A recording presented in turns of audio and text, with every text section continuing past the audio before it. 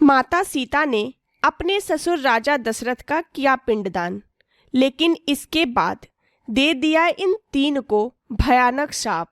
कलयुग में आज भी जी रहे हैं शापित जीवन। गरुड़ पुराण के अनुसार पितरों का श्राद्ध करना एक ऐसा शुभ कार्य है जिसे किसी भी स्थिति में रोका नहीं जाना चाहिए।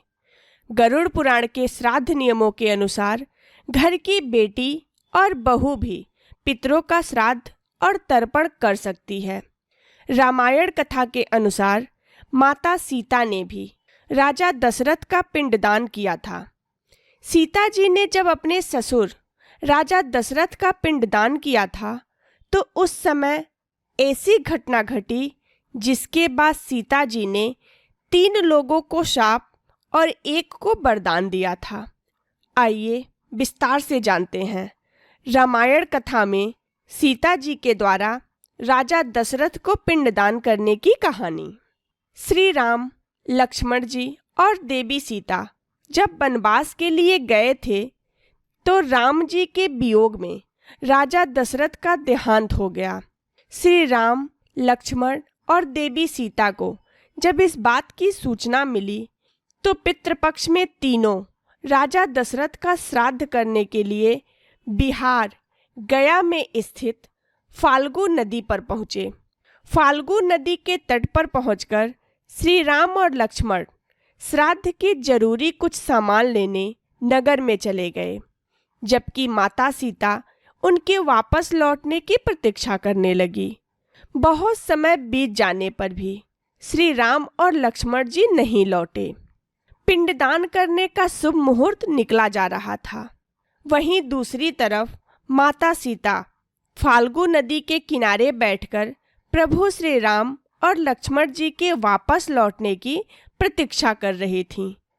माता सीता को अकेले तट पर बैठा देखकर राजा दशरथ की आत्मा सीता जी के पास आई और पिंडदान करने के लिए कहने लगी। माता सीता ने कहा कि उनके पुत्र के होते हुए वे पुत्रवधू होकर कैसे पिंडदान कर सकती हैं। माता सीता के प्रश्न का उत्तर देते हुए राजा दशरथ ने कहा, हे सीते, मैं यमलोक से आया हूँ। वहाँ के बनाए नियमों के अनुसार पिंडदान पुत्री और पुत्रवधू भी कर सकती हैं, क्योंकि वे भी कुल का अंश हैं।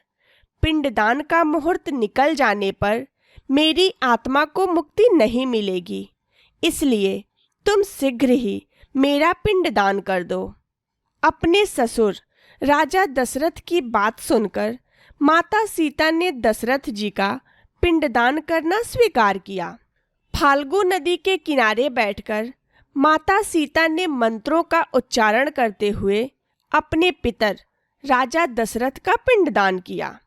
पिंडदान के समय माता सीता ने फाल्गु नदी, गाय, केतकी के फूल और वट वृक्ष को पिंडदान का साक्षी बनाया। जैसे ही माता सीता ने शुभ मुहूर्त में राजा दशरथ का पिंडदान किया, उनकी आत्मा को मुक्ति मिल गई।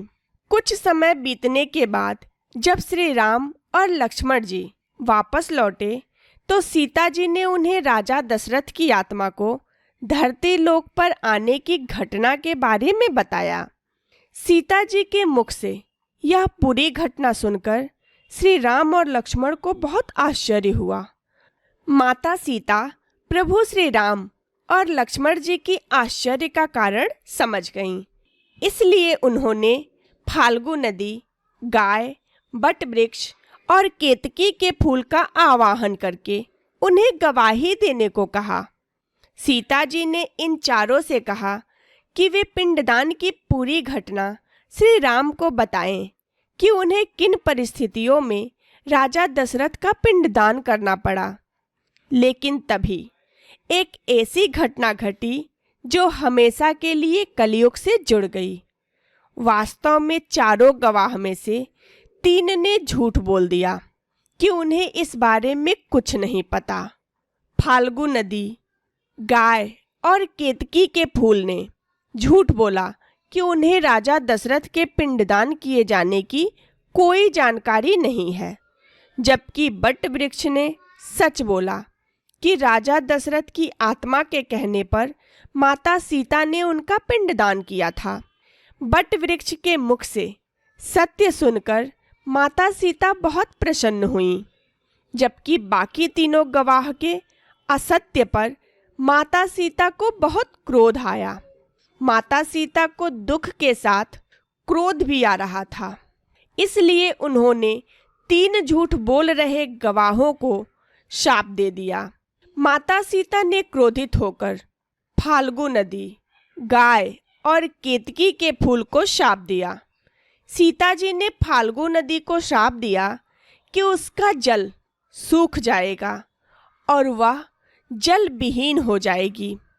गाय को पवित्र होकर भी मनुष्य की जूठन खाने का शाप दिया और केतकी के फूल को अभिशप्त कर दिया, जिस कारण केतकी के फूल किसी भी देवी देवता की पूजा में नहीं चढ़ाए जाते। माता सीता ने सत्य बोल रहे बट वृक्ष को दीर्घायु होने का वरदान दिया। माता सीता के दिए गए शाप और वरदान का प्रभाव कलयुग में भी दिखता है। फाल्गु नदी जल विहीन है। इस नदी की रेत से पिंडदान किया जाता है। गाय पूजनीय होकर भी आज जूठन खाने पर मजबूर है और केतकी का फूल पूजा में नहीं चढ़ाया जाता। वहीं बट वृक्ष की आयु बहुत लंबी होती है। इन तीनों को देखकर कलयुग में हर मनुष्य को सबक लेना चाहिए कि किसी भी घटना का साक्षी बनकर झूठ ना बोलें। जय माँ सीता, जय श्री राम।